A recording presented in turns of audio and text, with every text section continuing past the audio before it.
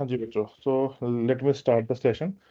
तो ये हमारे पास में क्लास है आज की, जिसमें हम लोग लीनियर अलजेब्रा का जो रिव्यू वाला पोर्शन है वो देखेंगे। आपको याद होगा कि कल का जो हमारा लैब का सेशन था, उस लैब के सेशन में हमने लीनियर अलजेब्रा का थोड़ा सा रिव्यू किया था। जो मैंने आपको पहला ब्रीफ दिया था वो इसी का दिया था कि वेक्टर्स हमारे पास किस तरीके से होते हैं, कैसे डॉट प्रोडक्ट होता है आपके पास में, ट्रांसपोज कैसे निकालते हैं, मल्टीप्लिकेशन हम लोग किस तरीके से करते हैं। तो ये जो जितनी भी डिस्कशन हमारे पास में कल थे, that belongs to chapter number 3। Chapter number 3 आपको पहले से ही आता है, तो मैं इसमें ज़्यादा इंटरेस्टेड यहाँ पर नहीं हूँ। ओके, मैं क्लियर? मैं इसमें ज़्यादा इंटरेस्टेड आपके पास में बच्चे नहीं हूँ। मैं यहाँ पे एक चीज़ आपको बताना चाहता हूँ कि एक सिचुएशन है, समझने की कोशिश करना। हमने दो तरीके से काम किया है बच्चों।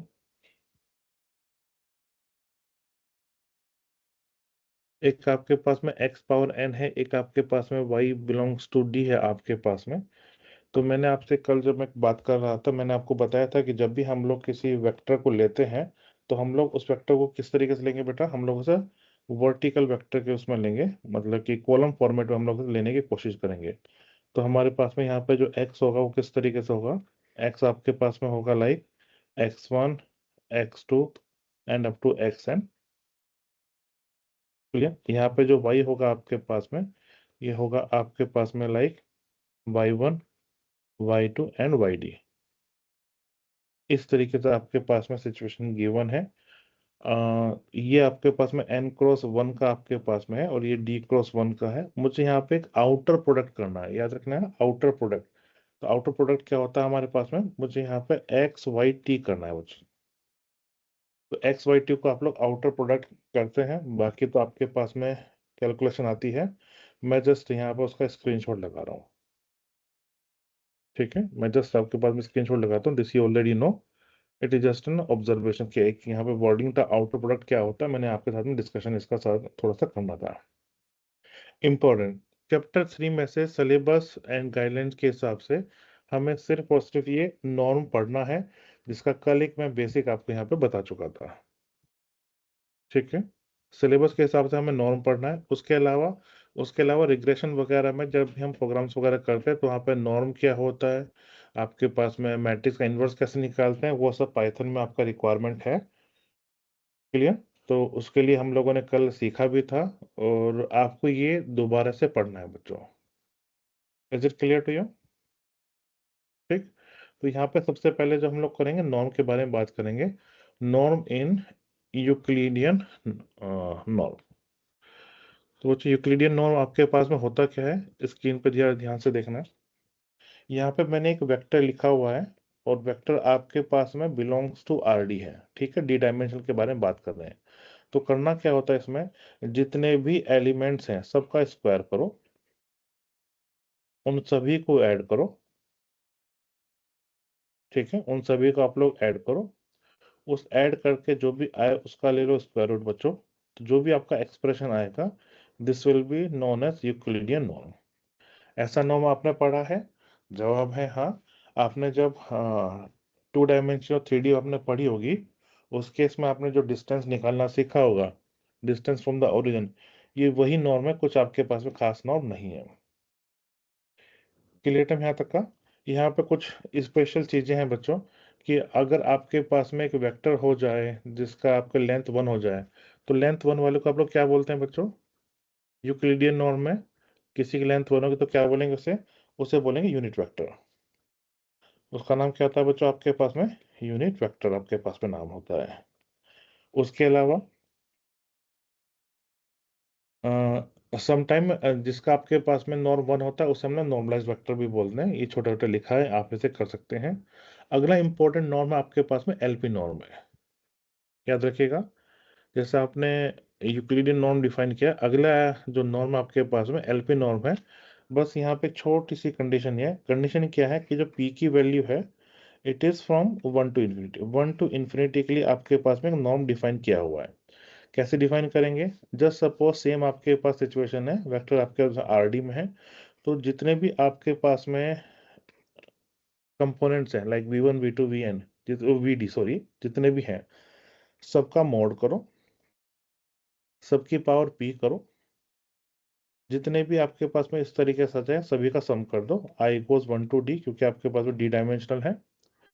जैसे कि होल एक्सपोनेंट 1/p कर दो, जो भी आपके पास में नॉर्म आ रहा है वो आपके पास में पी नॉर्म आपके पास में बन जाएगा। तो रिटर्न करने का तरीका क्या है, सॉरी, तो वो आपके पास में पी नॉर्म हो जाएगा। क्लियर? पी नॉर्म के हिसाब से यहाँ पे देखा जाएगा तो जो यूक्लिडियन नॉर्म है जो आपने ऊपर सीखा था, जो यूक्लिडियन नॉर्म आपने सीखा था, ये आपके पास में एक्चुअली टू नॉर्म है।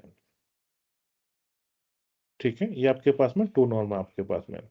तो यहाँ पे ये आपके पास में यूक्लिडियन नॉर्म जो है वो आपके पास में एक स्पेशल केस की तरह यहाँ पे आ जाता है। बात क्लियर है यहाँ तक का बच्चों? चलिए बच्चों, आगे पर बात करते हैं हम लोग। इसके अलावा हमारे पास में एक और नॉर्म है जिसे हम लोग इन्फिनिटी नॉर्म बोलते हैं। तो इन्फिनिटी नॉर्म को रिप्रेजेंट करने का तरीका क्या होता है, किस तरह डिफाइन करना होता है, सीखेंगे हम लोग। इसका नाम होता है बच्चों इन्फिनिटी नॉर्म। अब इन्फिनिटी नॉर्म में करते क्या है आपके पास में, जितना भी आपके पास में ऑब्जर्वेशन है कंपोनेंट्स वी आई, उन सब का मोड लो, उन सब का मैक्सिमम निकालो। ठीक है, मैक्सिमम कहाँ से आएगा बेटा, मैक्सिमम जाएगा आई की वैल्यू 1 से लेकर डी तक। तो जो भी आपके पास में वैल्यू आएगी उससे आप लोग बोलेंगे वी इंफिनिटी। तो ये आपके पास में इंफिनिटी नॉर्म हो गया, it will give you the maximum value. तो अभी तक जितने भी ये नॉर्म आपने सीखे हैं ये सभी के सभी नॉर्म आपके पास में एप्लीकेबल है। किस पे, सिर्फ एक वेक्टर पे एप्लीकेबल है। अब हमारे पास में आगे जाके हमारे पास में मैट्रिसेस भी आएंगे, तो कुछ नॉर्म हमें मैट्रिसेस की भी रिक्वायरमेंट होगी। तो मैट्रिसेस के लिए इन जनरल हमारे पास में दो तरह के नॉर्म्स आपके पास में डिफाइंड है। तो हम लोग अब यहाँ पे जो डिस्कशन करेंगे, it is let us define norm for a matrix. तो मैट्रिक्स के लिए हम लोग नॉर्म डिफाइन करने वाले हैं।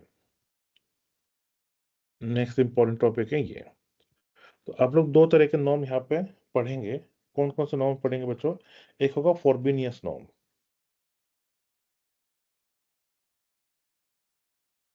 एक होगा फॉरबिनियस नॉर्म होगा आपके पास में, और जो दूसरा नाम होगा आपके पास में उसे हम लोग स्पेक्ट्रल नॉर्म बोलेंगे।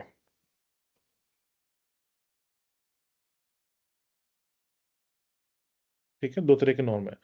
फॉरबिनियस नॉर्म आपके पास में करता क्या है, ये आपके पास में जो ऊपर यूक्लिडियन नॉर्म था उसका एक्सटेंशन होता है। ठीक है, नोटेशन में हम लोग कैसे लेंगे इसे, नोटेशन में ए सबस्क्रिप्ट में एफ करेंगे। तो ये आपके पास में हो गया बच्चों क्या, ये आपके पास में हो गया फॉरबिनियस नॉर्म हो गया। क्लियर टाइम यहाँ तक का? और स्पेक्ट्रल नॉर्म आप लोग यहाँ पे जनरली कोई स्पेशल नोटेशन नहीं लिया हुआ है, तो बाय डिफॉल्ट मैं यहाँ पे बस नॉर्म ए से रिप्रेजेंट कर रहा हूँ। अब एज्यूम कीजिए डेफिनेशन के लिए, लेट अस एज्यूम दैट कि आपके पास में जो ए है वो बिलोंग करता है आपके पास में आर एन क्रॉस डी को। तो याद रखिएगा ये आपके पास मैट्रिक्स का स्पेस है। तो आप मेरे से पूछेंगे ए में एन रोज है और आपके पास में डी कॉलम से, कुछ इस तरीके से आपके पास में है। नोटेशन हम लोग किस तरह लेते थे, it is going to be a i j. Clear? ऐसे ही कुछ हम लोग लिया करते थे, जहाँ पे जो आई की जो वैल्यू है बच्चों वो आपके पास में कहाँ से होती थी, इट इज 1 to n होती थी, और जो जे की वैल्यू है बच्चों वो भी आपके पास में 1 to d होगी। इस तरीके से आपके पास में बचपन में आपका एक नोटेशन हुआ करता था। तो उसमें जो सबसे पहला नॉर्म है बच्चों फॉरबिनियस नॉर्म। ये कहता क्या है आपके पास में, कि जितने भी आपके पास में रोज, जितने भी आपके पास में एलिमेंट्स ए आई जे हैं, उन सभी का स्क्वायर कर दो। कर दिया स्क्वायर यहाँ तक का? स्क्वायर करने के बाद में आप एक काम करो, सभी का सम कर दो। तो समीशन आपके पास में तो रोज और कॉलम्स हैं, तो एक काम करो, जे गोज 1 to d ले लो। जे गोज 1 to d, इसका मतलब क्या हुआ, आपने पूरी पूरी कॉलम का सम कर दिया। ठीक है, फिर जो भी कुछ बचा उसमें फिर आप रो वाइज सम कर दो, आई गोज 1 to n। जो भी आपके पास में एक्सप्रेशन आया बच्चों, यस, जो भी एक्सप्रेशन आया आपके पास में, it is the sum of the square of all the elements, power 1/2 करो। इसी को आप लिखेंगे norm of A F. Is it clear यहाँ तक का? आई होप यहाँ तक की कोई डाउट वाली बात नहीं होगी। बुक ने एक नोटेशन और लिया है कि आपके पास में जो ये वाला फर्स्ट वाला था जिसमें आपने कॉलम का वो किया था, सम किया था बच्चों। तो यहाँ पर आई गोस 1 to n, इसे मैं यहाँ पर जो लिखना चाहूँगा, नॉर्म ऑफ ए आई लिख रहा हूँ। ये क्या होगा, ith कॉलम का नॉर्म है बच्चों। कौन सा नॉर्म, वही आपके पास में जो टू नॉर्म वाला आपके पास में, तो उसी को यहाँ पे यूज़ किया है। बाकी 1/2 का आप इसका रूट भी लिख सकते हैं। मेरे लिए ये ज़्यादा रीडेबल है तो मैं इससे प्रेफर करता हूँ। यहाँ तो कोई डाउट है? No sir. आई होप यहाँ तक का कुछ खास नहीं होगा। एक लास्ट टॉपिक जो इसमें है आपके पास में, that is going to be spectral norm. अब स्पेक्ट्रल नॉर्म आपके पास में किस तरह से डिफाइन होता है वो थोड़ा सा देख लेते हैं। ज़्यादा कुछ हमें करना नहीं है उसके लिए अभी। स्पेक्ट्रल नॉर्म, स्पेक्ट्रल नॉर्म में किसी मैट्रिक्स का स्पेक्ट्रल नॉर्म आपको डिफाइन करना है। मैट्रिक्स क्या था आपके पास में, ये था आपके पास में आर n×d का था आपके पास में। तो अगर आप चाहें मैट्रिक्स ए से किसी एक्स की मल्टीप्लाई करना, तो ये जो एक्स होना चाहिए d×1 का होना चाहिए। और अगर आप प्री मल्टीप्लाई करना चाहेंगे तो भी आप प्री मल्टीप्लाई करने पर आपके पास में किसका होना चाहिए बेटा, मेरे ख्याल से 1×n का होना चाहिए। कुछ इस तरीके से आपके पास ऑब्जर्वेशन होना चाहिए। तो तो इसे यहाँ पे स्पेक्ट्रल नॉर्म को इन्होंने यहाँ पे A2 से रिप्रेजेंट किया है।